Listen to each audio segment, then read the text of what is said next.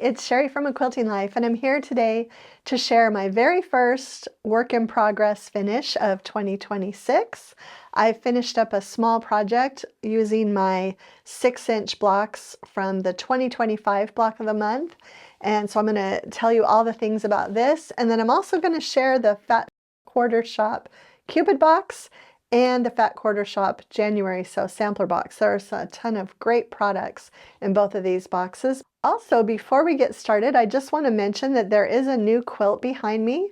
We took my Sunnyside quilt down when we prepared for our live stream with Fat Quarter Shop, and so I put another one of my favorites up, and this one is called Happy Go Lucky. It's pieced in our Simply Delightful fabrics from a few years ago, and it's just one of my favorite all-time quilt patterns.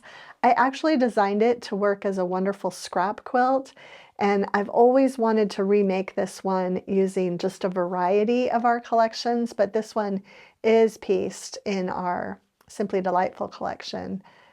Just wanted to comment on that, and we probably will go ahead and change these quilts out behind me, probably quarterly, and share a different quilt every quarter on the wall.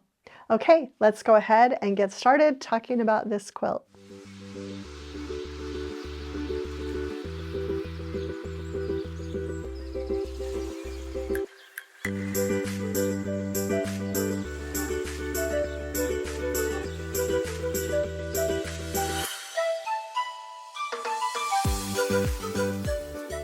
Okay, I'm really looking forward to sharing this quilt with you because I set a goal for myself at the beginning of the year that I would get at least something that was a work in progress completed every month. And I just got this in just in the nick of time. This was #1 on my list.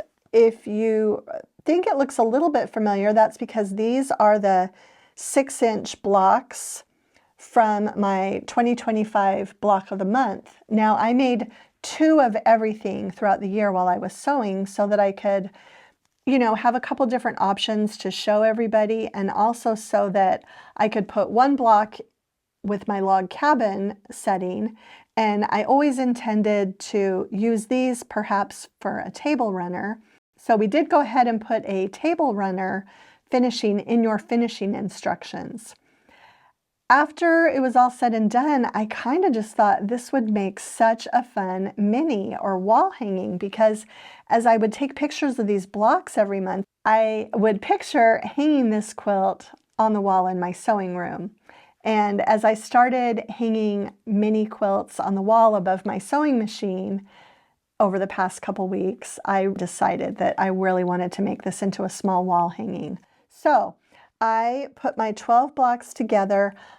I used a 1.5 inch by 6.5 inch sashing strip between all the blocks. So you will need 17 of those if you're going to set it together in this way. And if your blocks measure 6.5 inches, I believe I cut 3 1.5 inch by width of fabric strips and cut 6 of these rectangles from each of those strips, and you'll have one left over if you do that, but you just need 17. And then I cut 1.5 inch squares, just 6 of them, for my little posts. I did also 1.5 inch strips for the inner borders, and I added the 2 side borders first and the top and bottom after that. And I just, once I had my quilt center put together, I just measured that length and put those together. And then I used 2.5 inch strips for my borders, and I always intended on binding it with the same fabric that I used for my outer border. So really love how this turned out. Took it over to my friend Vicki and just begged her to kind of move this up on her list, which she did, and she actually even did custom quilting on it, which has been really fun to see all the little things she did in all the different blocks. I love the swirls and kind of the matchstick quilting in here. She did that kind of, those 3 blocks. Oh, this one and this one too. So really fun things. I wanted to show you the backing. I love having this 60-inch wide Dresden cheater print, and as we found out when we did our live stream with Kimberly Jolly in Fat Quarter Shop last week, Kimberly does still have some of this yardage in stock. So if you love this print, it just goes so well with everything, and it's so wonderful to have a 60-inch wide backing. I actually probably didn't need it. I could have used a 45-inch wide, but it's such a fun print to have on there. So anyway, here, this is another option if maybe you made the 12 small blocks and you really didn't want to do a table runner or hadn't thought of what you were going to do yet. This is another option, and I am on my way to starting another work in progress now.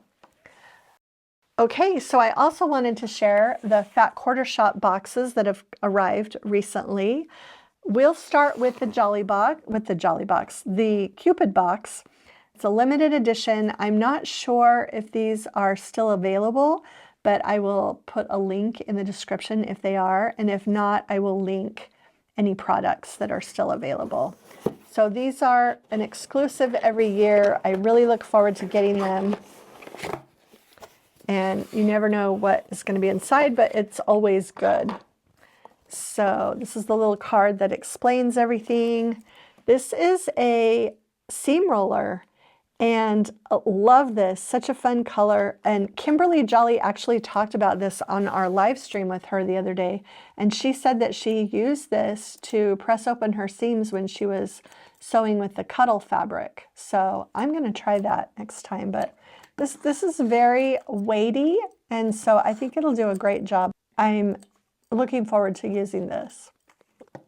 Okay, these pins are very cute. The Bohin, which is a great brand, and I love the little red hearts. I'm going to take these out of the packaging and put them in my pin cushion right away. These are just so cute with the red hearts. Okay, then there is a bundle of fat quarters. This is the Sew in Love collection. I'm not familiar with this designer, but her name is Dani Mogstad, and she is with Riley Blake. And this is just a beautiful collection of reds. Got a red plaid, some little red hearts, a couple different backgrounds, little stripes with hearts. These are really, really fun fabrics. Very cute for Valentine's Day or for any pink and red sewing. And then there is a great pattern included for a table runner with hearts and X's and O's. And then finally, there is a Cute Cuts 6.5-inch trim ruler, and I love that it's red and pink and has the diagonal markings, 1/2-inch and inch markings. So just a great set of items from the 2026 Cupid Box. Billy just pointed out the cute words inside the box too. Quilting is my love language, and sew your heart out. Really fun. I love that.